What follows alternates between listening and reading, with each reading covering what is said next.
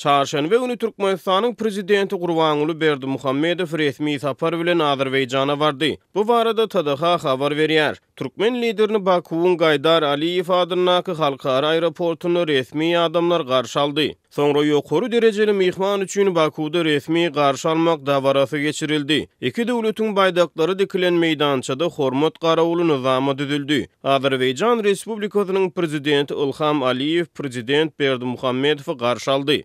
Dawaranyň çägini iki ýurduň döwlet senalarynyň ýanglanmagyndan soň prezidentler iki tarapyň wekiliýet agzalary bilen tanyş boldular. Azeri mediasynyň ma'lum bolşuna görä resmi tanışdyryş çäresinde prezidentleriň wekiliýet agzalary bilen elleşip salamlaşman, diňe kelle kakşyp salamlaşanlyklaryny görmek bolýar. Resmi garşy almak dawarasyndan soň türkmen azeri wekiliýetleriniň arasyna döwlet başlyklarynyň gatnaşmagyny ýokary derejeli giňeldilen duşuk geçirildi. TDH-nyň habaryna görä duşuklardan soň iki ýurduň ministrlikleriniň we pudak edaralarynyň arasyna iki taraplyň resmi namalara gol çekildi. TDH-nyň maglumatlaryna görä türkmen tarapy Azerbaýjan bilen transport, sowda we humanitar ugurlarda hyzmatdaşlygy ösürmegi maksat edinýändigini aýdýar. İki ýurduň döwlet başlyklary hazır deňdinde hyzmatdaşlygy ösürmek boýunça çykyş edip gelýär. Türkmen lideriniň Azerbaýjana edýän sapary Türkmenbaşy halkara portunyň koronavirus keseliniň ýaýramagynyň öňüni almak çäreleri bilen baglylykda ýapyk saklanýan wagty amala aşyryldy. TDH-nyň maglumatyna görä prezident Berdimuhammedowyň Azerbaýjana edýän resmi sapary prezident Aliýewiň çaklygy boýunça amala aşyrylýar.